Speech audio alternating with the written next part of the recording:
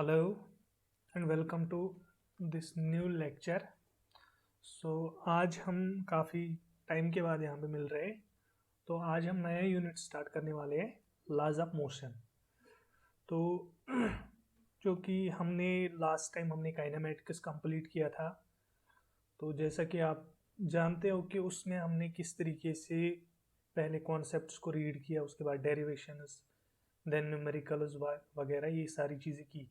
लेकिन एक चीज़ वहाँ पे नोटेबल थी कि हमने कहीं पे भी ये नहीं बताया कि व्हाट काजेज इट, इफेक्ट्स क्या है मोशन के, मतलब किस तरीके से ये मोशन जनरेट हो रही है, ये वेलोसिटी जो आ रही है, जो डिस्प्लेसमेंट है, ये किस वजह से।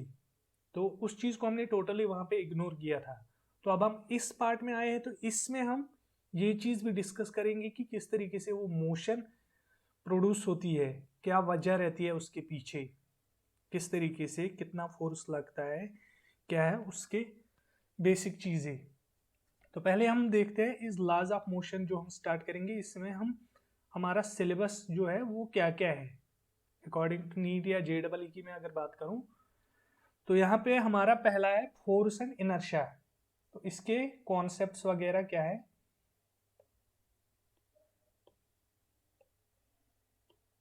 सेकंड चीज Newton first law momentum, second law of motion impulse, third law of motion, law of conservation of linear momentum and so ये सारी चीजें जो हमारा सिलेबस है इसका वो यहाँ पे मैंने दिया हुआ है। और अब हमारा अप्रोच क्या रहेगा, यहाँ पे हम अंडरस्टैंड करेंगे, पहले हम अंडरस्टैंड करेंगे जो बेसिक चीजें हैं, जो मतलब बेसिक डेफिनेशंस वगैरह है, उनको पहले हम अंडरस्टैंड करेंगे। ठीक है। तो दूसरा क्या रहेगा, डेरिवेशंस। इसमें उतनी ज़्यादा डेरिवेशंस नहीं है क्योंकि काफ़ी सारे बच्चों को डेरिवेशंस में प्रॉब्लम होती है। तो यहाँ पे ज़्यादातर जो है वो बहुत कम मैथमेटिकल एक्सप्रेशंस आपको देखने को मिलेंगे, लेकिन ये बहुत ही इंपॉर्टेंट है क्योंकि इसी के ऊपर आपका सारा कुछ आगे जाने वाला है। ठीक है। तो थर्ड चीज़, उसके बाद हम न्यूमेरिकल्स की तरफ जाएंगे। एज यूजुअल जो हमारा अप्रोच रहता है, पहले हम कॉन्सेप्ट को अंडरस्टैंड करते हैं, फिर उसके बाद डेरिवेशंस, मैथमेटिकल एक्सप्रेशंस वगैरह जो होता है उसका वो देख लेते हैं। फिर थर्ड चीज जो रहती है हमारी, हम न्यूमेरिकल्स को देखते हैं। ठीक है। तो यहाँ पे हम लेट अस स्टार्ट करते हैं। हमारा पहला चीज, जो फर्स्ट चीज है इसमें, एरिस्टोटल्स फैलेसी।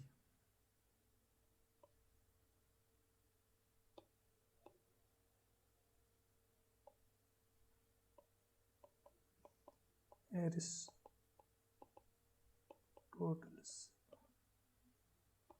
फैलेसी। तो इसमें क्या बोलता है, यह हमें बोलता है an external force is required to keep a body in uniform motion.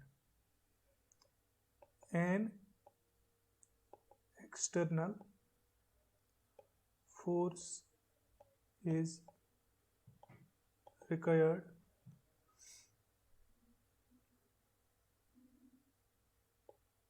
to keep a body in uniform motion। हमें यहाँ पे क्या पता चलता है कि अगर हमें किसी बॉडी को मोशन में कंटिन्यूअसली रखना है तो वहाँ पे हमें फोर्स की ज़रूरत है। अभी तक हम ये चीज़ डिस्कस नहीं करते थे और कहीं पे भी हमने ये चीज़ इन्वॉल्व नहीं की कि हमें किसी फोर्स की ज़रूरत है। अभी तक हमने डिस्कस ही नहीं किया है काइनेमेटिक्स में। जो भी वहाँ पे हम सीधे बस इफेक्ट्स देखते थे, मोशन, एक्सेलरेशन, बाकी सारी चीज़ें।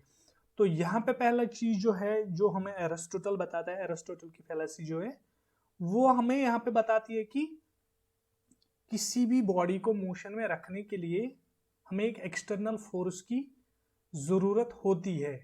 ठीक है। यहाँ पे नेट फोर्स या कुछ भी, यहाँ पे सिंपली फोर्स की बात की जा रही है। इसके बाद अगर हम जाएंगे तो गैलीलियो के बारे में, गैलीलियो क्या बता रहा है, the state of rest and the state of motion with constant velocity are equivalent in both cases, no net force is acting on the body. अब हमें यहाँ पे समझना है पहले नेट फोर्स क्या होता है। Force, late us suppose first time यहाँ पे समझ रहे फोर्स। फिर हम उसके बाद नेट फोर्स पे जाएंगे, बाकी सारी चीजें।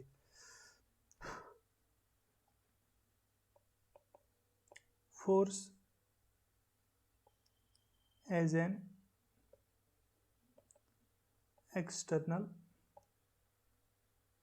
effort in the form of push or pull, in the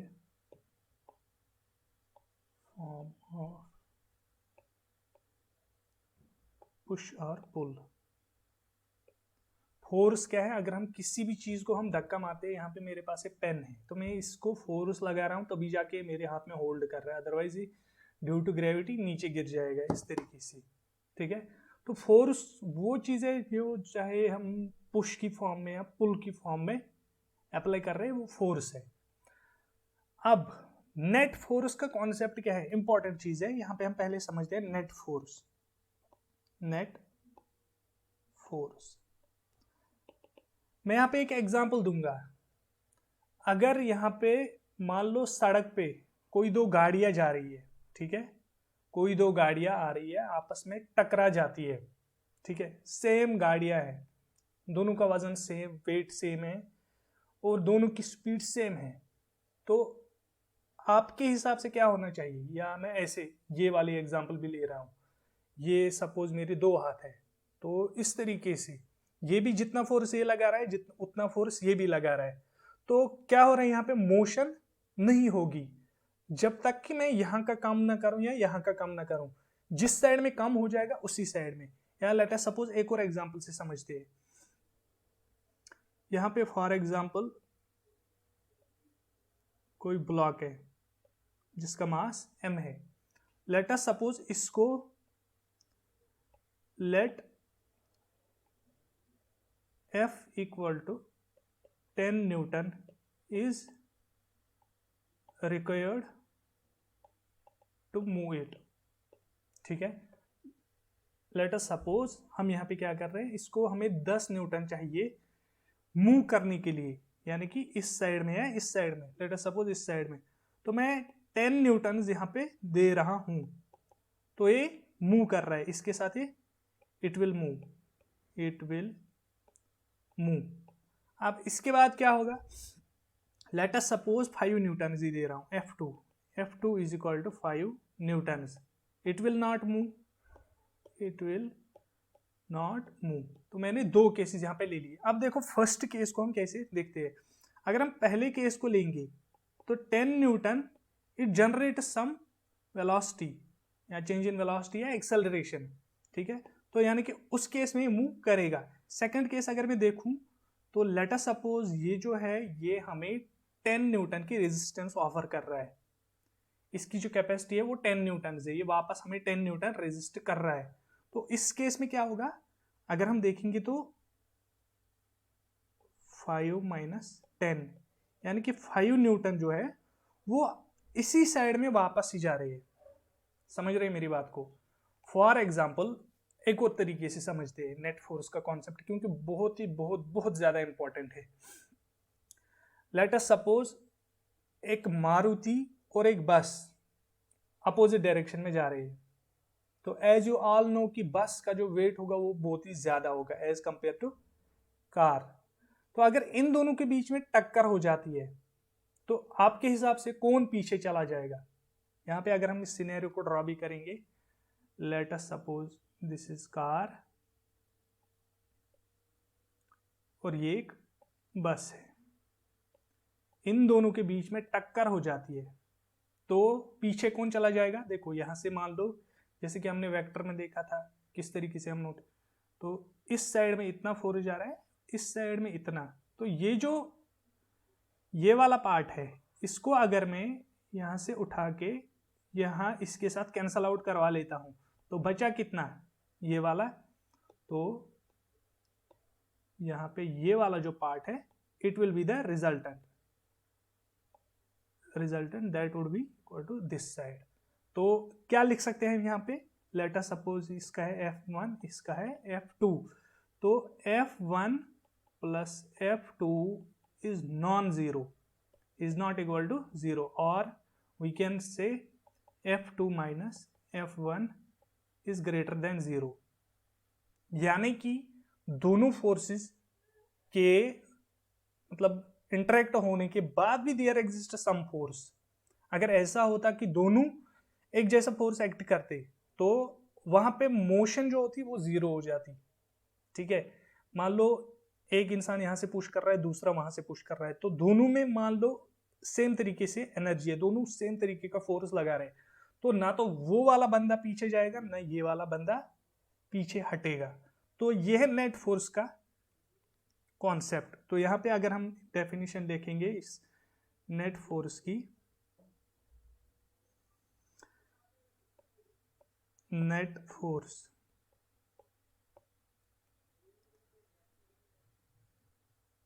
the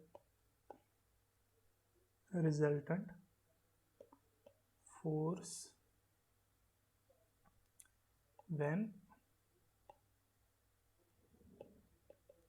two or more forces are acting at a point। तो ये चीज हमने वेक्टर्स में भी देखी है कि अगर दो या दो से ज्यादा फोर्सेस एक जगह पे अप्लाई हो रहे हैं, अप्लाई एक्ट कर रहे हैं, तो उसके बाद अगर वहां पे कोई मोशन जनरेट हो रही है या कुछ भी रिजल्टेंट फोर्स आ रहा है, that is the net force. और इस तरीके से भी लिख सकते हैं F1 plus F2 plus dash dash dash is non zero, whether it will B minus और प्लस, दैट डिपेंड्स अपॉन हम डायरेक्शन किस तरीके से डिफाइन कर रहे हैं। ठीक है, अब हम यहां पे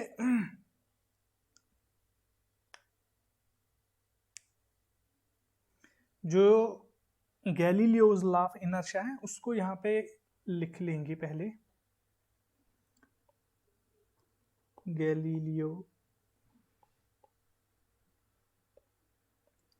लॉ ऑफ इनर्शिया, उसमें हम ये चीज लिखेंगे, the state of rest and the state of motion with constant velocity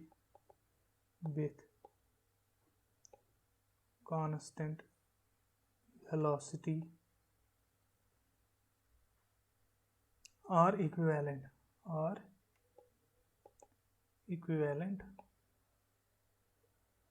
that means no net force is acting on the body, no net force is acting on the body। यानी कि देखो अब यहां पे हम समझते हैं, अगर एक बॉडी रेस्ट में है, ठीक है, तो वहां पे यानी कि फोर्सेस जो है वो बैलेंस्ड है, चाहे रुका हुआ है इस तरीके से, या मतलब फॉर एग्जांपल अगर इस केस में लेंगे तो यहाँ पे अगर मास m है तो यहाँ पे भी ये रुका हुआ है, तो there is no net force. ठीक है, ये इस पे फोर्स अप्लाई कर रहा है, ये इस पे, तो बैलेंस है। ठीक है, यहाँ अगर और प्रिसाइजली जाएंगे तो ड्रैग फोर्स इस साइड में और इस साइड में सेम है, there because there is no motion. अब अगर हम इस तरीके से देखेंगे दूसरा केस, तो यहाँ पे भी ये रुका हुआ है, let us suppose in rest, तो यहाँ पे भी नेट फोर्स जो है वो जीरो है, क्योंकि हमने यहाँ पे बताया कि नेट फोर्स जब होगा तभी मोशन होगी। याद करो वो एग्जांपल जब मैंने बताया कि दो बंदे इस तरीके से आएंगे, वो भी वहां से पुश लगाएगा, ये भी यहाँ से पुश करेगा उसको, अगर इन दोनों अगर सेम फोर्स अप्लाई कर रहे हैं तो there will be no motion. तो सेम तरीके से यहाँ पे भी है। अब दूसरा चीज, लेट अस सपोज कि वैक्यूम है, ठीक है, वैक्यूम में कोई एयर रेजिस्टेंस नहीं है, कोई फ्रिक्शन नहीं है, कुछ भी नहीं है। अगर वहां पे हम एक ऑब्जेक्ट को किसी वेलोसिटी से फेंक रहे हैं, ठीक है, let us suppose 10 metre per second, it will remain until and unless we introduce some kind of disturbance. अगर हम वहां पे कोई डिस्टर्बेंस इंट्रोड्यूस नहीं करेंगे तो वो उसी तरीके से रहेगा। यानी कि जो फोर्स है that is there is nothing, no change, because net force तभी जनरेट होगा जब चेंज इन फोर्स होगी वहां पे। मान लो ऑब्स्ट्रक्शन हो गया, उसी को सपोर्ट करेगा, ठीक है। तो उस तरीके से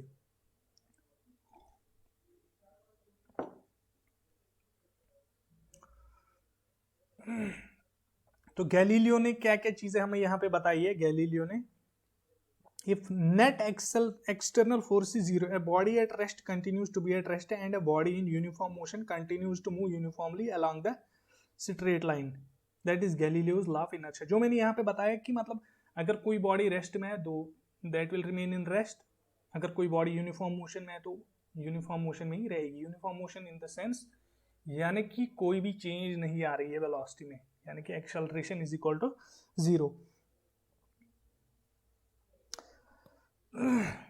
सो इट मीन्स कि there is something inside the body. So इस चीज को हम लिखेंगे, this inherent property of all bodies by virtue of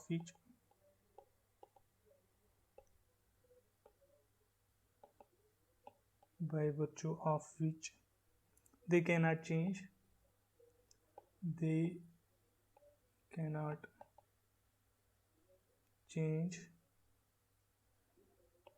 by themselves their state of rest, or uniform motion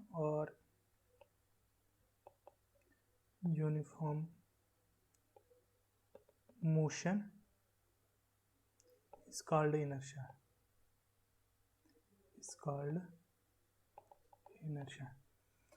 अब यहाँ पे हमें दो चीजें समझ में आ गई। अगर कोई चीज यूनिफॉर्म मोशन में है तो वो by itself without any external disturbance या एक्सटर्नल फोर्स अगर वहां पे इंट्रोड्यूस नहीं किया जाएगा तो वो उसी स्टेट में रहेगी।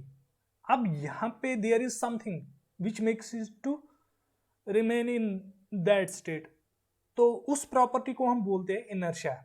बाय वर्च्यू ऑफ विच मतलब मैं बैठा हूं कहीं पे, मैं कहीं पे जाना नहीं चाहता हूं, तो there is something inside me. For example मैं अपने आप को डिस्टर्ब नहीं करना चाहता हूं, किसी नए एनवायरमेंट के साथ इंट्रोड्यूस नहीं होना चाहता हूं, तो इस चीज को इस तरीके से अगर हम सोचेंगे इस ऑब्जेक्ट के बारे में तो इस चीज को हम बोलते हैं इनर्शिया। तो ये होता है इनर्शिया। तो अब इनर्शिया की कई किस्में हैं, 3 किस्में हैं इसमें इनर्शिया की, यानी कि inertia of rest, inertia of motion, uniform motion, inertia of direction. तो उस चीज को भी हम यहाँ पे लिख लेते हैं, 3 types of inertia, 3 types of inertia. मुझे ज़्यादा डेफिनेशंस लिखना ज़्यादा अच्छा नहीं लगता है, तो मैं यहाँ पे बस आपको एक्सप्लेन करूँगा इनको। पहला है inertia of rest, inertia of rest. तो मैं शॉर्ट में लिखूंगा, body wants to be in rest, ठीक है। दूसरा लिखेंगे B, inertia of uniform motion, body wants to be in uniform motion। Third यहाँ पे लिखेंगे inertia of direction, inertia of direction, body wants to remain in its original direction. तो in short में अगर इतना ज़्यादा कुछ है नहीं, 3 टाइप के इनर्शिया है। इनर्शिया क्या है, पहले इनर्शिया को हम समझते हैं। इनर्शिया एक इनहेरेंट प्रॉपर्टी है एक बॉडी की, जिसकी वजह से वो अपनी इनिशियल स्टेट में रहना चाहता है, चाहे वो इनिशियल स्टेट उसकी रेस्ट हो, यूनिफॉर्म मोशन हो, या किसी डायरेक्शन पर्टिकुलर डायरेक्शन में जा रहा हो। तो इनर्शिया का मतलब यही है कि ये एक बॉडी की कोई प्रॉपर्टी है जिसकी वजह से बॉडी उसी स्टेट में रहना चाहती है जिसमें वो है, चाहे वो रेस्ट में है, यूनिफॉर्म मोशन में है, या किसी पर्टिकुलर डायरेक्शन। अब इसके 3 किस्में हैं।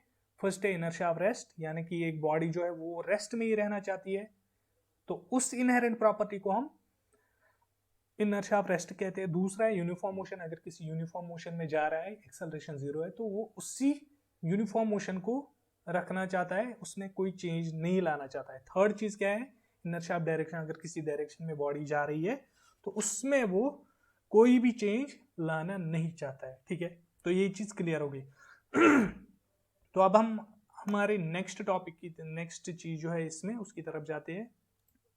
सो नेक्स्ट चीज जो है यहाँ पे हमारी वो है लीनियर मोमेंटम। काफी इंपॉर्टेंट चीज है। तो लीनियर मोमेंटम,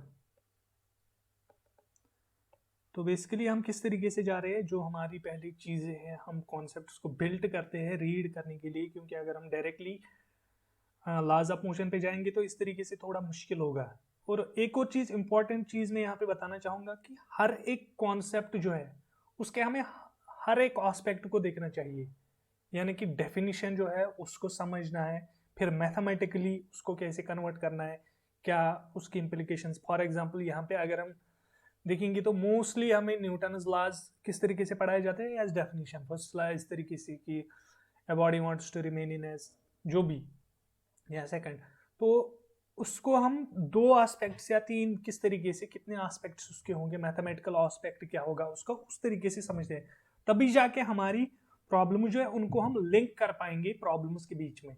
ठीक है, तो यहाँ पे linear momentum is defined as the product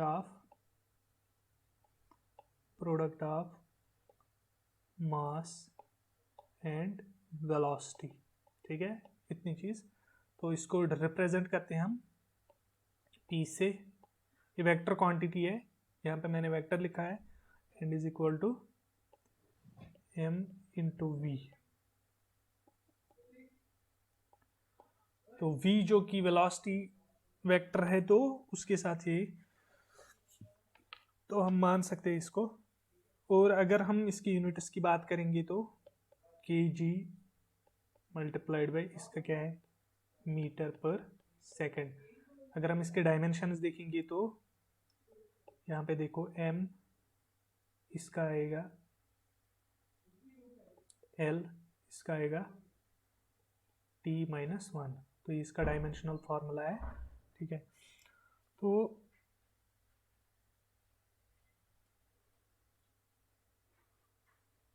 अब हम नेक्स्ट रुक करेंगे, इसके बाद हम नेक्स्ट टॉपिक जो है, नेक्स्ट चीज जो है इसमें, पहले हम अभी इसको इस तरीके से बस इतना याद रखना है कि लीनियर मोमेंटम क्या होता है, it is a product of mass and velocity. इसके बेस पे हम सेकंड लॉ को पढ़ सकते हैं, समझ सकते हैं। तो अब हम जाएंगे लॉज ऑफ मोशन जो है, first law of motion, first law of motion, first law of motion.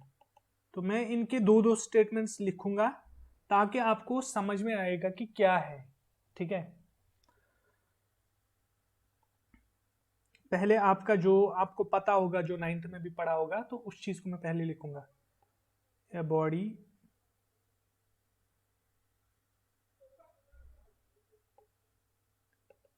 Continues to be in a state of rest और uniform motion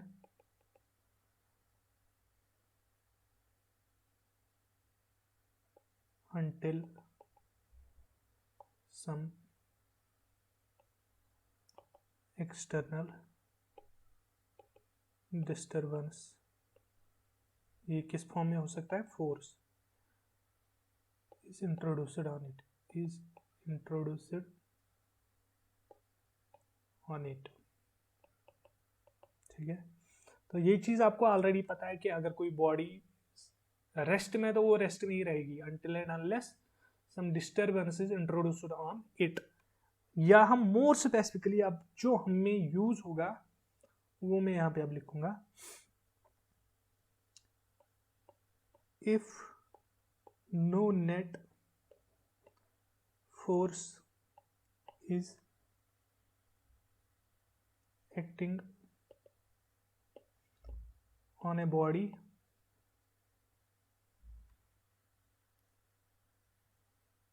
then the velocity of the body will not change. That means acceleration is equal to 0. ठीक है, तो यानी कि जो हमने inertia समझने के टाइम भी हमने बताया कि अगर किसी बॉडी पे नेट फोर्स जो है वो 0 है, यानी कि दो फोर्सेस के मिलने के बाद वहां पे कुछ भी आउटपुट नहीं मिल रहा है। फॉर एग्जांपल यहाँ से मैंने इस तरीके से जितना फोर्स इसने लगाया उतना फोर्स राइट हैंड ने लगाया, जितना लेफ्ट ने लगाया, तो नेट ना तो ये इधर जा रहा है ना इधर जा रहा है, तो दैट मीन्स कि नेट फोर्स इज 0, तो it will not cause any kind of motion. ये वाला स्टेटमेंट काफी इंपॉर्टेंट है, ठीक है, ये वाला स्टेटमेंट बहुत ही ज्यादा इंपॉर्टेंट है क्योंकि प्रॉब्लम्स में हम इसी चीज को यूज करेंगे। फॉर एग्जाम्पल मैं इसको यहाँ पे मैथमेटिकली लिख, that means if F1 plus F2 plus F3 dash dash dash is equal to 0, then V1 will be equal to V2, hence A is equal to 0। यानी कि जब ये सिचुएशन होगी तो एक्सेलरेशन 0 होगी, यानी कि नेट फोर्स। अब यहाँ पे आप खुद से सोच सकते हैं कि नेट फोर्स का जो कॉन्सेप्ट है वो किससे लिंक्ड है, वो एक्सेलरेशन के साथ, यानी कि चेंज इन वेलोसिटी या एक्सेलरेशन जो बोल सकते हैं हम उस तरीके से। अब सेकंड लॉ ऑफ मोशन यहाँ पे हम देखते हैं, second law of motion.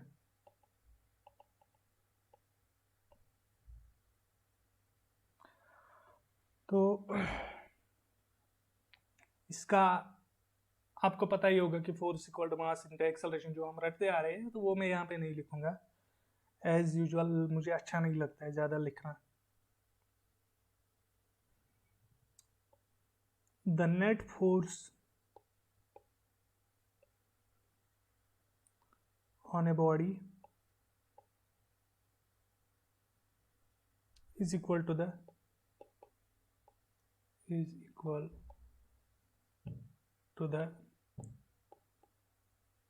product of mass and acceleration of that body।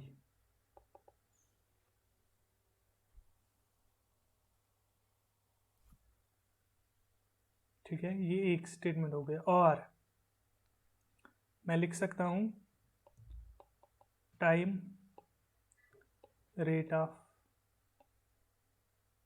Change of linear momentum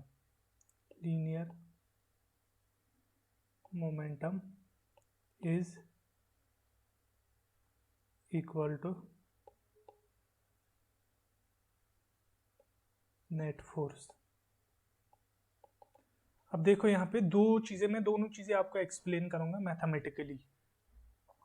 हमें क्या बोला जा रहा है कि द नेट फोर्स, ये दोनों स्टेटमेंट्स आपको समझने हैं और दिमाग में रखने हैं। नेट फोर्स की बात हो रही है, product of mass and acceleration, time rate of change of linear momentum is equal to net force. इन दोनों स्टेटमेंट्स से आपको एक ही कंक्लूजन मिलेगा। देखते हैं क्या।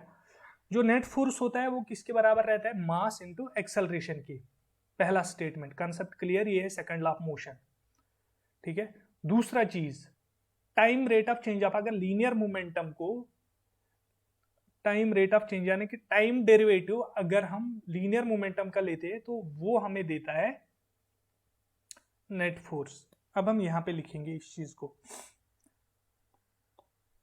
एफ नेट यहाँ पे लिखेंगे is equal to D by D T of P, ठीक है। So it will be equal to D by D T of mass into velocity. अभी तक हमने कोई एजम्पशन नहीं ली है कि मास कांस्टेंट है, ये जो भी है, तो ये जो है generalised second law of motion है in terms of mathematical form. अब देखो यहाँ पे अगर हमें लेट अस सपोज, जो कि बहुत सारी जगहों पे हम डिस्कस नहीं करते हैं, पहला चीज अगर हम कंसिडर करेंगे कि मास और वेलोसिटी दोनों चेंज हो रहे हैं, ठीक है। फॉर एग्जांपल आप सोच रहे हो कि कहाँ पे, let us suppose take the example of rocket, example of aircraft, ठीक है। क्योंकि उनका जो मास होता है पहले और लास्ट में चेंज होता है। जो पहले मास होता है, फॉर एग्जांपल एयरक्राफ्ट की अगर हम बात करेंगे तो उसमें फ्यूल होता है तो वो खत्म हो जाता है तब तक, ठीक है। या अगर हम रॉकेट की बात करेंगे उसमें भी फ्यूल होता है तो एंड तक जब वो पहुंच जाता है तो वहां पे उसका खत्म हो गया होता है। इसके बरक्स अगर हम बात करेंगे किसी रिजिड बॉडी की, फॉर एग्जांपल बॉल की, तो उसका मास चेंज नहीं होगा। तो दोनों केसेस में क्या होना है, ठीक है। अब हम इसको खोल के थोड़ा सा देख लेते हैं। तो that means F net will be equal to M D by D T of V plus V D by D T of M. तो ये यहां पे है, इसमें कोई एजम्पशन नहीं है, ठीक है। लेट, तो ये किसके लिए है, अगर मास भी और वेलोसिटी भी दोनों चेंज हो रहे हैं, ठीक है। अब हम let m is equal to constant, m is equal to constant, तो that means d by D T of m is equal to 0, क्योंकि कॉन्स्टेंट की डिफरेंशिएशन क्या होती है, 0। तो which implies F net will be equal to m D by D T of v। तो ये जो होता है किसके बराबर होता है, D change in velocity with respect to time acceleration. तो यहाँ पे हम लिख सकते हैं m इंटू ए। तो ये आपको रटाया जाता है कि ये होता है second law of motion. Basically कहाँ से क्या होता है, ये बेसिक चीज है, net force is equal to time rate of change of linear momentum. तो वहीं से हम निकाल के लाते हैं। फिर ये अगर हम देखेंगे उसको डिफरेंशिएशन करते हैं तो वहां से ये एक्सप्रेशन निकल के आता है, ठीक है। तो यहां से हमें फोर्स का कॉन्सेप्ट भी समझ में अब आ गया। अब हम अगर फोर्स की बात करेंगे, फोर्स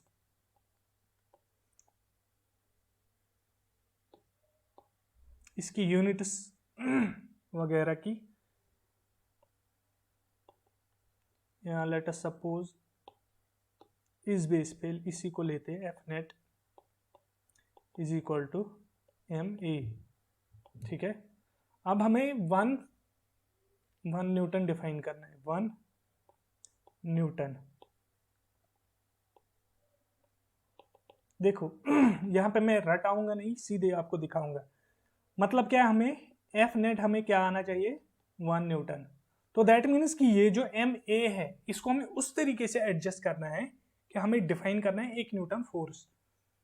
तो यानी कि जो मेरा राइट हैंड साइड होगा, जो ये साइड और ये साइड दोनों बराबर होनी चाहिए। किस तरीके से, तो मैं क्या करूंगा, एफ इज इक्वल टू 1। तो वो किस कंडीशन में होगा, such that M is equal to 1, A is equal to 1 metre per second square 1 kg। तो यहां पे आप क्या डिफाइन करेंगे, 1 Newton is the force required to cause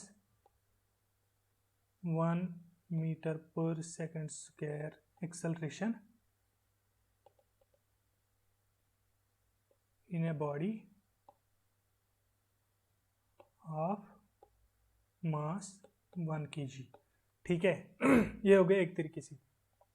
देखो मैं यहाँ पे आपको नहीं बोल रहा हूं कि इस चीज को याद रखो, बस इस चीज को समझो। अब मैं दूसरे तरीके से भी लिख सकता हूं। देखो मेरे पास इक्वेशन क्या है, F is equal to M A. मुझे ये जो साइड है 1 के बराबर लाना है, तो मैं लिख सकता हूं m को मैं 0.5 kg और a को मैं 2 मीटर पर सेकेंड स्क्वायर के बराबर रखूंगा। तो इस तरीके से मैं भी 1 न्यूटन, तो यहां पे मैं क्या लिखूंगा फिर, 1 Newton is the force required to cause 2 meter per second square acceleration in a body of 0.5 kg। ठीक है, अब समझ में आया किस तरीके से ये यहाँ पे ही नहीं होगा, अगर आपको बाकी सारी जगहों पे भी डिफाइन करना होगा, आपको अगर फॉर्मूला पता है, for example 1 kg metre per second momentum, तो उसको आप इसी तरीके से मैथमेटिकली एडजस्ट कर सकते हैं। फॉर एग्जांपल 1 इंटू 1 हो गया 1, 0.5 इंटू 2 हो गया 1, या वेरियस 1/3 इंटू 3, 1/3 इंटू 3 यानी कि 3 kg मास लेंगे, या 1/3.33 हम एक्सेलरेशन लेंगे। तो इस तरीके से हम इस चीज को एडजस्ट कर सकते हैं। तो it is the second law. अब थर्ड लॉ क्या है हमें यहां पे, आई होप कि सेकंड लॉ आपको अच्छे से समझ में आ गया कि क्या है। इसको सिर्फ डेफिनेशन को नहीं समझना है, इसके मैथमेटिक्स जो मैंने यहाँ पे दिखाया है इसकी किस तरीके से ये चीजें। और हाँ, MLT इसका जो डायमेंशनल फॉर्मूला है F is equal to MA, तो क्या है kg metre per second square, तो ये क्या होगा MLT माइनस 2, तो इसका ये है। अब थर्ड लॉ पे हम जाते हैं, थर्ड लॉ ऑफ मोशन। पहले वो स्टेटमेंट लिख लेते हैं जो हमें हम सबको पता है, तो एवरी एक्शन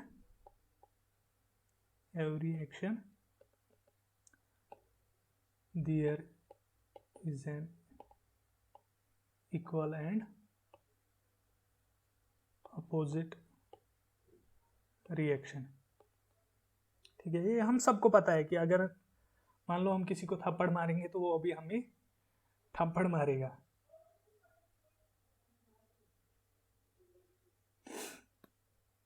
अगर मैं इसको अब लिखूंगा और मोर प्रिसाइजली, तो मैं लिखूंगा यहाँ पे forces exist in pairs always but are in opposite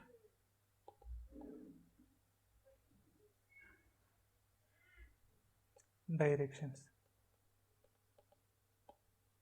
for example मैं इस दीवार को इतना सा फोर्स मार रहा हूं, तो ये भी मुझे उतना रिएक्शन वापस दे रहा है, तो ये है थर्ड। तो यानी कि मैंने यहाँ पे फोर्स, फॉर एग्जांपल मैंने यहाँ पे 10 न्यूटन यहाँ से लगाया, तो उसने भी मुझे 10 न्यूटन वापस दे दिए, यानी कि यहाँ का पॉजिटिव था वहां का नेगेटिव था। ठीक है, तो यानी कि जो भी फोर्सेज है वो एग्जिस्ट करते हैं पेयर्स में, उसी का मतलब है to every action there is an equivalent, यानी कि जब आप यहां से मारोगे तो तब वहां से भी आएगा। ठीक है, तो इसके बाद हमें और चीजें हैं इसमें, फोर्स वगैरह, फोर्स की और न्यूटन, फोर्स को और भी तरीके से हम डिफाइन कर सकते हैं, यानी कि न्यूटन क्या होता है kg metre per second square, ये हो गया हमारा SI यूनिट। तो CGS सिस्टम में किस तरीके से लिख सकते हैं, 1 न्यूटन यहाँ पे मैंने लिखा यार, यानी सिंपली लिखूंगा, तो डाइन किसके बराबर रहता है, डाइन बराबर रहता है ग्राम सेंटीमीटर पर सेकंड स्क्वायर। तो डाइन भी इसका होता है, तो ये यहाँ पे हमारा